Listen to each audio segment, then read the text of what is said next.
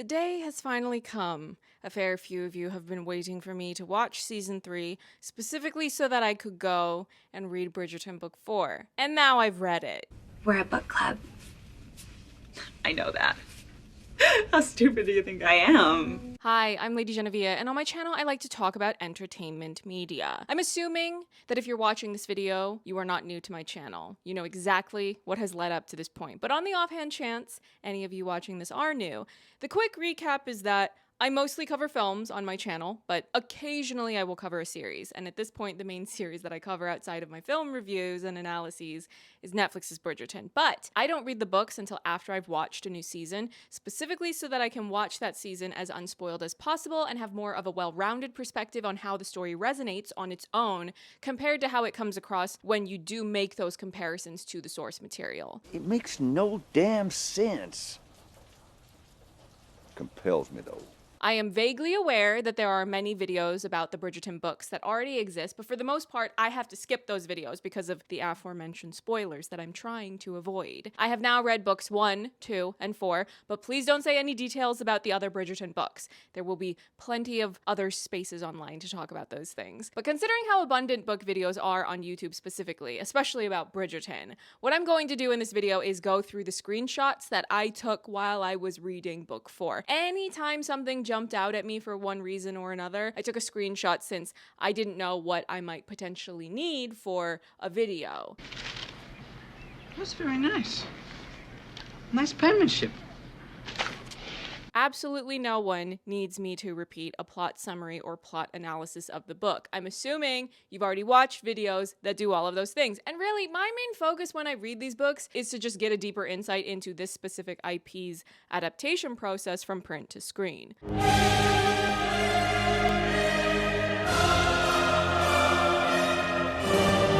Before we get into today's video, I want to remind everyone that donation links for Palestine are in the description box, as is the website for bail funds for university students. Furthermore, if you don't have as much in the way of disposable income but would still like to help, rapper MACKLEMORE has released a protest song called HIND'S HALL, and all of the streaming proceeds for that song will be donated to the United Nations Relief and Works Agency for Palestine refugees in the Near East. The first screenshot is one I'd shared on my community tab a while back. I believe they practice Christianity in Greece, Penelope murmured, her eyes back on her needlework.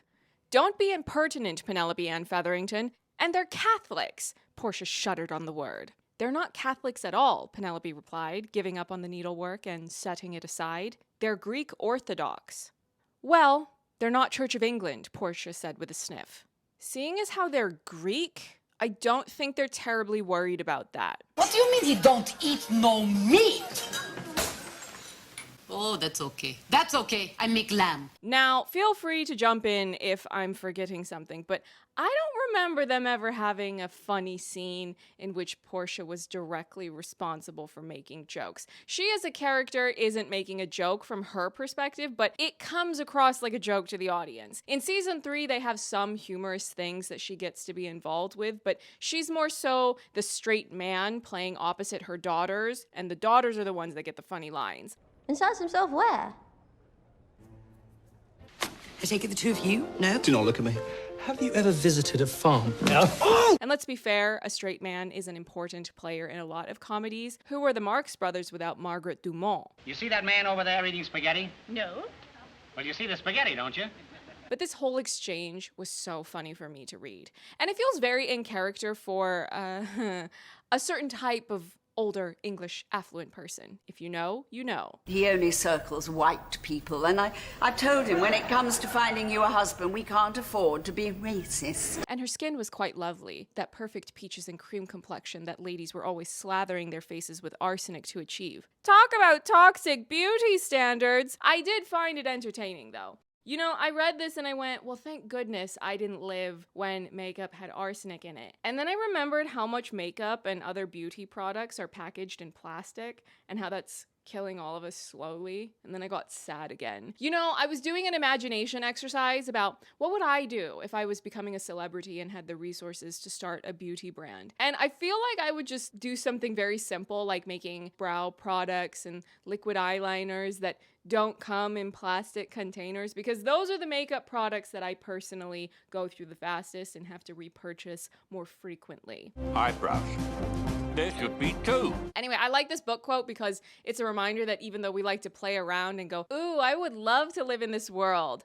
No, you wouldn't. You just want someone pretty to fall in love with you, and you fall in love with them in return, and you don't need poisoned makeup and class inequality and a marriage mart to do that. Oh, I've changed my mind. Peel it off. Next screenshot. That's not why I danced with you, he protested. But he knew that it was exactly the reason. And half the time he'd only remembered to ask because his mother had poked him hard in the back and reminded him. I'm fairly certain that the order I'm going to publish the videos I'm working on, and there are a lot of them in development, the order is such that you will have already heard me talk about this, but I'm really frustrated with season 3 of Bridgerton for not giving more space in the story to let us just sit with the Bridgerton family and enjoy their banter and the vibes of how much they love one another, because Penelope's victory this season is not only about her getting her love story with Colin, it's also the fact that she gets to join the Bridgerton family and get to now have a family that is full of love, which is something she hasn't been able to experience up until this point. I felt that way even before I had read book 4. I'm British.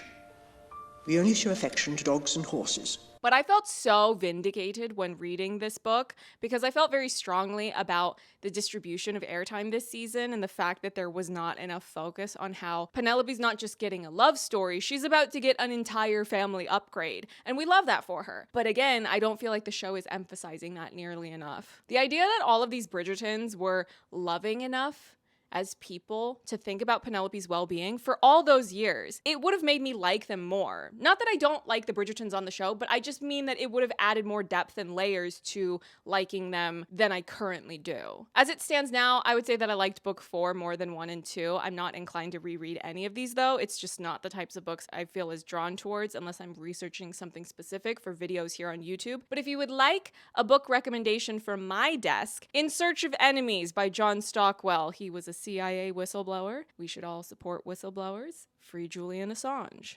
Next screenshot. And if Nigel had heard about it, that meant everyone had, because Penelope's brother-in-law was not known for his intelligence, his attention span, or his listening ability. This was a revelation that blew my mind when I was reading the book. I did not know that Nigel Burbrook is one of Penelope's brother-in-laws in the source material. For anyone who doesn't remember this, by the way, Nigel was the misogynistic rat that Simon beat the brakes off of in season 1. It was legendary behavior. I'ma just scoot on over and let you whack him. Get him again. Get him for me. Simon really said righteous violence is the answer to men who try to forcibly entrap women. Truly, I love to see it. Demon! I will kill you as many times as I have to. I much prefer Penelope's show brother-in-laws, Mr. I Like Cheese and Mr. Dank Meme. Shantae, you stay. Next screenshot. Biscuits are good, Hyacinth said, thrusting a plate in her direction. Hyacinth, Lady Bridgerton said in a vaguely disapproving voice, do try to speak in complete sentences. Hyacinth looked at her mother with a surprised expression. Biscuits are good. She cocked her head to the side. Noun, verb, adjective. Hyacinth. Now, I don't know if there are some details that have faded from my memory since, like I said, it's been a few years since I've read books 1 and 2. I read them once for videos that I've made, and I have not circled back to them since, but I don't know when Hyacinth developed this personality, but if this is a preview for the energy she's going to grow into on the show, I am seated. I am ready to watch. Don't tell me book spoilers, though. Books 1, 2, and 4, though, go right ahead, share all the opinions. Next screenshot. In truth, Penelope was surprised that Lady Bridgerton seemed to have finally accepted Eloise's unmarried state. She had never hidden the fact that her greatest aim in life was to see all 8 of her children happily married, and she'd succeeded with 4. First, Daphne had married Simon and became the Duchess of Hastings. The following year, Antony had married Kate. There had been a bit of a lull after that, but both Benedict and Francesca had married within a year of each other. Benedict to Sophie, and Francesca to the Scottish Earl of Kilmartin. Francesca, unfortunately, had been widowed only 2 years after her marriage. She now divided her time between her late husband's family in Scotland and her own in London. When in town, however, she insisted upon living at Kilmartin House instead of at Bridgerton House or number 5. Penelope didn't blame her. If she were a widow, she'd want to enjoy all of her independence too. Now, I know this was a longer excerpt than many of the other screenshots I've taken, but it seemed like a good bit to pull because it covers a lot of things. One, I had some people asking me if I was going to read book 4 because it would mean skipping book 3. The books don't say a lot about the other stories. It's usually just things being mentioned in passing. This does not give away anything major about Benedict's book. I still get to sit in this place of mystery, and that's where I would like to stay for the time being in regards to his love story. Another reason to pull this quote is because I had seen things mentioned in passing about overlapping timelines of more of these middle Bridgerton siblings and their love stories, and this seems to cover a bit of that. And it's interesting to compare how these overlapping timelines are beginning to unfold on the show. As all of you have seen now, they've gotten Francesca's story started. A bit of context for Francesca, since I'm sure some of you are wondering. So after I watched my season 3 screeners, I looked up the very basic premise of Francesca's book. I still don't know what her book is because I haven't read it, but basically the book version of a logline. I looked that up. So I am vaguely aware of some of what was stated in this book quote. I know that she gets married, he dies, and then her book is about falling in love with another man. And they have introduced husband number 1 on the show. The other thing that made me raise an eyebrow, though, is what do you mean we're getting Scotland involved now? And yet I have yet to hear a Scottish accent on the show. So what's the historical tea here of wealthy English colonial invaders living on occupied Scottish land? Explain yourself. When they were first mentioning Scotland, it really had me going, though. Oh, is her love interest going to be Scottish? That was just the id part of my brain acting up. Once the ego and super ego followed up, I had to go, stop getting your hopes up like that. Don't do that to yourself. You already played yourself by getting excited about the Mondriches being upgraded. Had me thinking we would have something to ground things, and then they gave them a title, made them members of the Ton, and I wanted to throw the entire storyline into the bin. Take it away before I gag. Next screenshot. Penelope leaned in so that only her sister could hear her murmured words. We can be counted on to smile and be polite. Imagine if someone like Cressida... What is this surname I'm looking at? Genuinely, what is it? How do you say it? Who invented this? Now, when I got to this part of the book, I had to stop because my brain short-circuited. I did not understand what was happening, what I was looking at. I had to stop and ponder. If I had been misremembering Cressida from the previous books that I'd read, I had to wonder if she had an entirely different surname and I just forgot. But eventually I was able to piece it together. Cressida got married. She was widowed. It's a whole thing. But seriously, what is that surname? What is it?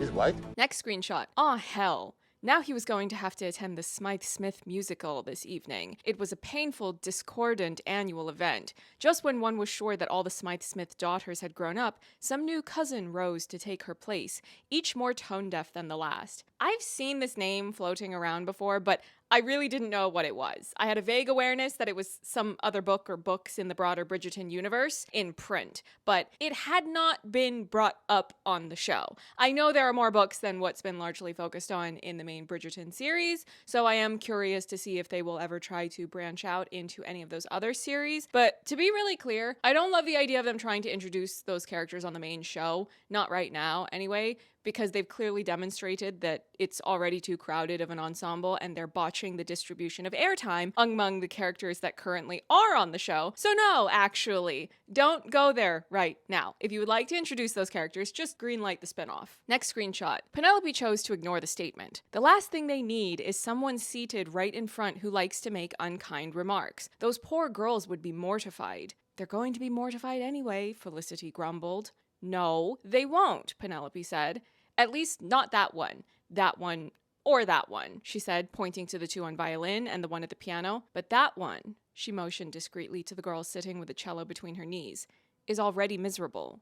The least we can do is not to make it worse by allowing someone catty and cruel to sit here. I pulled this screenshot because this, to me, is an example of how Penelope's characterization on the show, and more specifically, how the story weaponizes her Lady Whistledown identity, feels very different. Now that I've seen 3 seasons of the show and read book 4, it feels like there are higher-ups that are forcing the Bridgerton series to prioritize dramatic storylines over meaningful characterization. Book Penelope feels more aware of certain injustices and cruelties apologies, and Lady Whistledown feels like a way of countering that, of pushing back a bit against the status quo. But there are just too many instances now on the show where the Lady Whistledown concept is sharpened to be as overly dramatic as possible. The Marina storyline, the Eloise and Theo storyline, and now in season 3 where Colin and Penelope got engaged without Colin knowing she's Lady Whistledown. I don't think. Next screenshot. Do you know what I think, Miss Featherington? Lady Danbury asked, her tone deceptively mild. I couldn't possibly begin to guess, Penelope said with great honesty and respect in her voice. I think you could be Lady Whistledown. Felicity and Eloise gasped. I also gasped. I did not know we were going to get this almost public outing of Penelope as Lady Whistledown, and by Lady Danbury no less. Obviously the scene plays out in such a way that they gloss over this point and they play it off like, of course I'm not, but maybe you're Lady Whistledown. But beyond just the thrill of this dramatic moment, I just want to add that I think it's a real shame we didn't get to see this dynamic of Lady Danbury and Penelope and the relationship they have in the book. Because apparently we had to have 50,000 scenes of Cressida Cowper instead. Get out of my class. Next screenshot. Well, I shouldn't have been so rude, she muttered, by now not really meaning it. He arched a brow, then obviously decided not to pursue the matter. I would like to apologize, he said, for being such a whiny little brat. Penelope actually tripped over her feet. He helped her regain her balance, then said, I am aware that I have many, many things in my life for which I should be grateful. For which I am grateful, he corrected, his mouth not quite smiling, but certainly sheepish. It was unforgivably rude to complain to you. Colin's apology on the show was so blech. They don't have him grovel nearly enough. They don't have him do enough to explain himself or just really sit in that space of being emotionally dialed up, of really being on this frequency of, that was an awful thing of me to say. I'm so sorry that I said it and that you heard it and you were hurt and I value you as a friend and maybe more. The emotional tone on the apology scene on the show, it was just too light. I needed a much longer apology than that. And that actually reminded me, I like the Penelope overheard Colin scene much better in the book because, well, I'm assuming you've already read the book if you're watching this video, and so you already know this, but in case you didn't know, in the book, Penelope overhears Colin saying his nonsense to Antony and Benedict, which is a very different situation than how it was in the show, where Colin was running his mouth to eligible men in the town. I would never dream of courting Penelope Featherington, not in your wildest fantasies, Fife. Sharon Tate was the last to die. And furthermore, Penelope puts him in his place right then and there. She hit him with the old "who said I'm trying to marry you," and I lived. Actually, you know what? Let's just play it back. I'll find the scene from the book. Even now, 7 years later, she still referred to it as that day. She'd gone to that Bridgerton household, as she frequently did, to take tea with Eloise and her mother and sisters. It was right before Eloise's brother Benedict had married Sophie, only he didn't know who she really was, and, well, that didn't signify, except that it may have been the one truly great secret in the last decade that Lady Whistledown had never managed to unearth. Anyway, she was walking through the front hall, listening to her feet tap along the marble tile as she saw herself out. She was adjusting her pelisse and preparing to walk the short distance to her own home, just around the corner, really, when she heard voices. Male Bridgerton voices. It was the 3 elder Bridgerton brothers, Antony, Benedict, and Colin. They were having one of those conversations that men have, the kind in which they grumble a lot and poke fun at each other. Penelope had always liked to watch the Bridgertons interact in this manner. They were such a family. Penelope could see them through the open front door, but she couldn't hear what they were saying until she'd reached the threshold. And in a testament to the bad timing that had plagued her throughout her life, the first voice she heard was Colin's, and the words were not kind. And I am certainly not going to marry Penelope Featherington. Oh! The word slipped over her lips before she could even think, the squeal of it piercing the air like an off-key whistle. The 3 Bridgerton men turned to face her with identical horrified faces, and Penelope knew that she had just entered into what would certainly be the most awful 5 minutes of her life. She said nothing for what seemed like an eternity. And then finally, with a dignity she never dreamed she possessed, she looked straight at Colin and said, "I never asked you to marry me." His cheeks went from pink to red. He opened his mouth, but not a sound came out. It was, Penelope thought with wry satisfaction, probably the only time in his life he'd ever been at a loss for words. And I never... She swallowed convulsively. I never said to anyone that I wanted you to ask me. Penelope, Colin finally managed. I'm so sorry. You have nothing to apologize for, she said. No, he insisted. I do. I hurt your feelings, and you didn't know I was there. But nevertheless, you are not going to marry me, she said, her voice sounding very strange and hollow to her ears. There is nothing wrong with that. I am not going to marry your brother, Benedict. Benedict had clearly been trying not to look, but he snapped to attention at that. Penelope fisted her hands at her sides. It doesn't hurt his feelings when I announce that I am not going to marry him. She turned to Benedict, forcing her eyes directly on his. Does it, Mr. Bridgerton? Of course not, Benedict answered quickly. It's settled then, she said tightly, amazed that, for once, exactly the right words were coming out of her mouth. No feelings were hurt? Now then, if you will excuse me, gentlemen, I should like to go home. Okay, so I have a lot to say about this. Number one, I love the way this scene ends because Antony ends up being the one to escort her home since she doesn't have a maid with her. And that just further proves a point where the book is so much better at showing how Penelope is treated really well, most of the time, by the Bridgerton family. And you can feel that they have her best interest at heart and that they care about her well-being even before she gets married to Colin. And I don't like that they didn't prioritize that more on the show. Another thing, the book eventually gives you this scene from Colin's point of view, so you can understand that he genuinely didn't mean any harm by what he was saying. It was just that usual Bridgerton banter, the Bridgerton bickering, and he was simply snapping back at his brothers. It wasn't even really about Penelope like that. Book Colin fans, I don't know where you're at right now, of course, because I'm pre-recording this video and my other videos before season 3 have been released, but I would not blame you if you were annoyed. They set show Colin up. They made that scene so much more harsh and devastating on the show.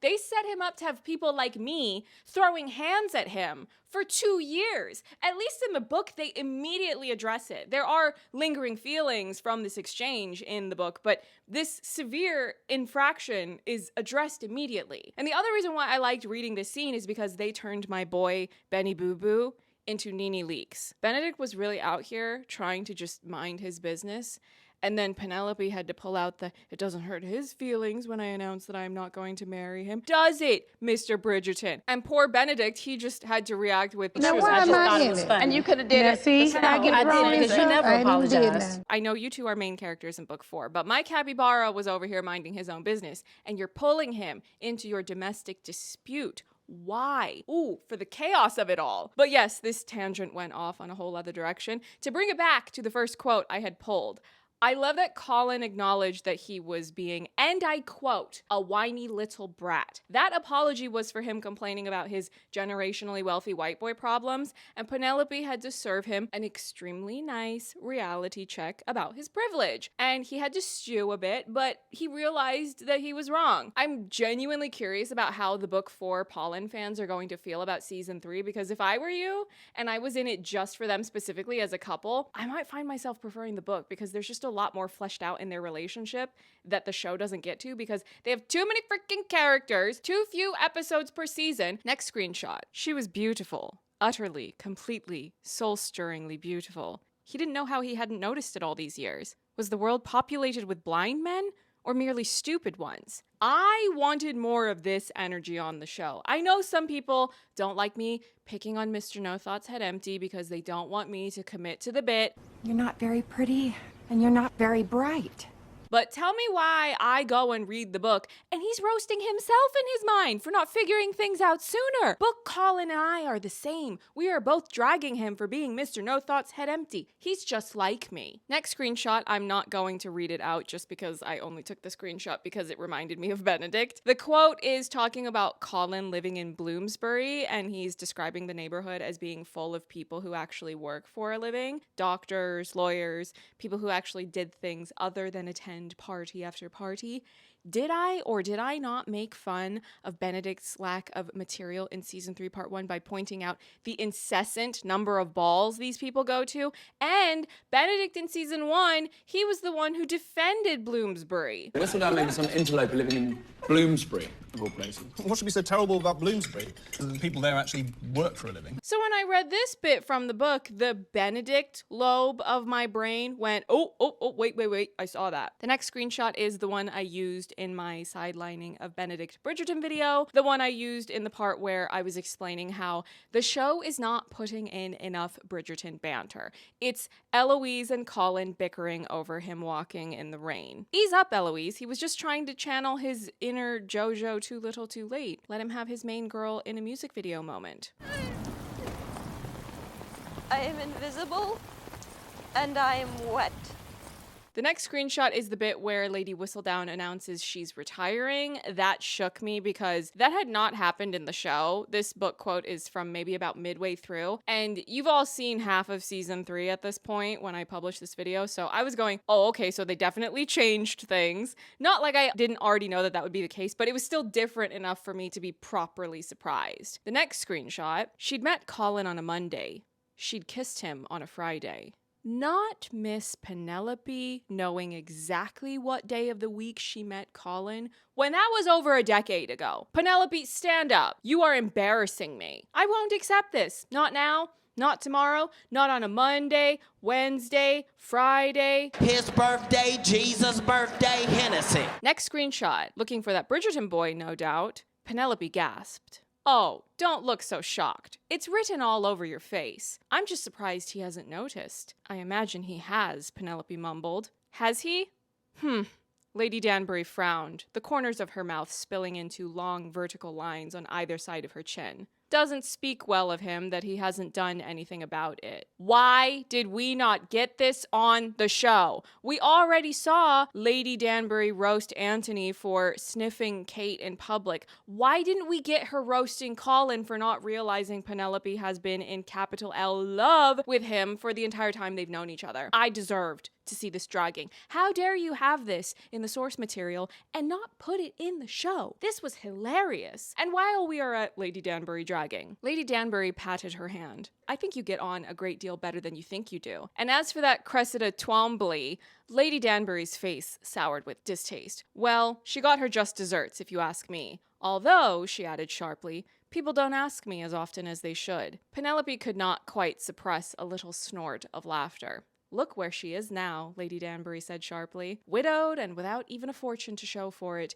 She married that old lecher Horace Twombly, and it turned out he's managed to fool everyone into thinking he had money. Now she has nothing but fading good looks. I needed more of this. I need Lady Danbury reading everyone. I need her to live in a library. I need someone on this show dragging these insufferable rich people. I mean, I can do it, but Lady Danbury's reads can reach more viewers than I can manage to get here on my channel. Next screenshot. Penelope, No, she said forcefully. You be quiet. It's my turn to speak. His jaw went slack as he stared at her, shock and disbelief crowding in his eyes. I wanted more of this energy on the show. I like snappy Penelope. You need to let this man have it. Tie him up, step on him with your heels on. What? Who said that? Or even render a man unconscious. I pulled a few quotes about Penelope not wanting Cressida to take credit for Lady Whistledown because of how much of a mean bully Cressida is. I already talked about this a bit in my sidelining of Benedict Bridgerton video, but I will reiterate nonetheless. Cressida is a bully. She never needed this bullshit storyline, not when you only have 8 episodes per season. I pulled this screenshot because it's basically copied and pasted into the show to end episode 4. And this is an interesting place to leave the show because on the one hand, you're leaving the fans with something that they've been wanting to see, which is a proposal, but the dynamic is completely different because Colin doesn't know in the show that Penelope is Lady Whistledown, but in the book, he does know. And I have to say it, I prefer the book version. I don't like that they're dragging this storyline out for the sake of drama. Next screenshot. And Felicity is an infant, he spat. Good God, marrying her would be like marrying Hyacinth. Except for the incest, Penelope said. He gave her an extremely unamused look. This entire scene was wild to read. It just kept going and going. I could not believe how long they were having Portia acting oblivious like this. It was really funny, but also kind of horrifying. It was a fun mixture, to be honest. It's not a spoiler to say that this is not in part 2 because Felicity is not a character that exists on the show. I don't want to rehash the entire scene. I'm assuming if you're watching this, you already read it. I think this might be my second favorite scene that I was taking screenshots of. The first favorite was, of course, the part that I read the whole thing of, the part where Benedict turned into Nene Leakes. Now, why am I in it? But this was also a fun fun read. I know you would rather I choose something romantic or steamy, but I like these random moments of characters interacting that I don't necessarily see coming. I know we're going to get romantic words and salacious scenes when I read a new Bridgerton book, but I like people talking and causing the type of chaos that makes me want to pop popcorn. Next screenshot. How does one know? How does one know what, Colin? Daphne repeated. He turned around and just let the words break free. How do you know if it's love? I really enjoyed this scene between Daphne and Colin. It's not a spoiler for me to say that this is not in the show because we already know Phoebe did not come back for season 3. I think I might have talked about this already, and it's difficult for me to know because I think I know what order I'm publishing my videos, but things can unexpectedly change in the post-production stages. But I'm assuming I will have already published something talking about the prior leads being on the show or not being on the show after their main go in the spotlight.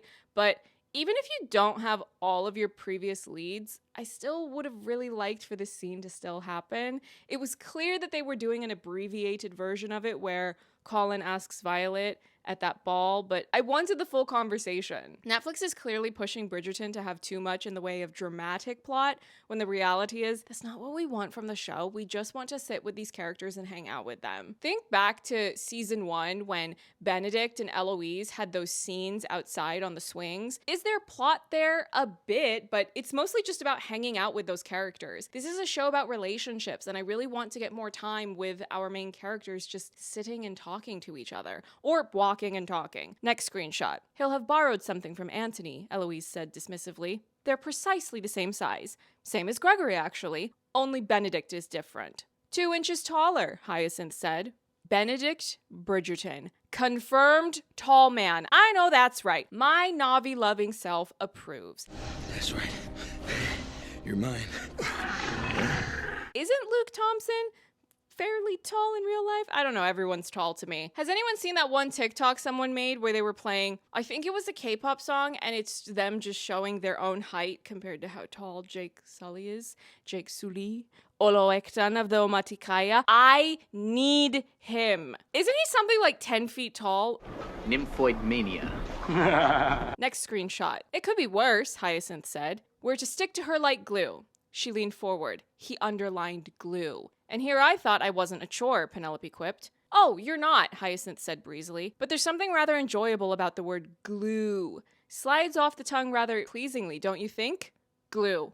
Glue. What is her problem? Hyacinth is so ridiculous and chaotic. And I think I might become obsessed with her somewhere down the line. She seems like a good time. But it's too early to say a full opinion just yet since she's still only a teenager on the show. I think she might come out in society in this book, book 4, but I don't know. There are these little bits to do with Hyacinth and I was going, well, maybe I'll have a good time with her book. I don't know. Maybe not. I dislike the men in most of these books, so even if I like Hyacinth, I might end up getting mad at her love interest if he does even one mildly annoying thing. Don't spoil her book for me. I don't want to know yet. Next screenshot I pulled because when I saw an Englishman in Italy, an Englishman in Cyprus, an Englishman in Scotland, I just thought to myself, these are terrible book titles, and the last thing the world needs is more Englishmen going to other countries uninvited. We're in the home of the enemy, Kathleen! Michael! Hey, 1,000 cheers, Kathleen! Just enjoy your... Now, there were many more screenshots in my folder, but a fair few of them had to do with things from the second half of the story, and I don't want to talk about them in any sort of way that could result in me being designated a source of leaks about what's in part 2. Actually, there is one more thing I want to mention since it's kind of a big one. For as much as I have been working overtime to try to avoid book spoilers ahead of watching a new Bridgerton season, it was simply impossible to avoid the mirror emojis. They were everywhere online. Now, having this pop cultural osmosis, I knew there was something going on to do with steaminess and mirrors. What I thought going into watching season 3 and then reading book 4 for the first time, I thought that it was going to go like this. I thought that I was going to watch season 3 and they were going to have either some flirting or foreplay between Colin and Penelope happen in front of a mirror, and that was going to be some sort of a wink and a nod to the book. I'm not going to say whether or not that happens in the show because all of what I'm telling you right now is simply what I thought was going to happen before I got my press screeners. So I thought that I would get my episodes, I would watch some version of a mirror scene, and then I would read the book, and then in the book, I thought that they would actually do it in front of a mirror. I'm assuming ceiling mirrors were not part of Regency decor, so presumably a regular upright mirror, but a nice one because, you know, generational wealth. Death. Well, let me tell you, dear viewer, I was robbed of my B.O.B. headband moment, like she do it in the mirror. Do it in the mirror. I thought I was going to get a mirror scene. It was just a regular salacious scene. See on my mind tighter than the headband. All we get is Colin saying, and I want to do it in front of a mirror. But I could not move a single centimeter on social media without being spammed with the mirror emoji. And they didn't even do it in the mirror, moving like Shakira. She broke it down, started moving like Shakira.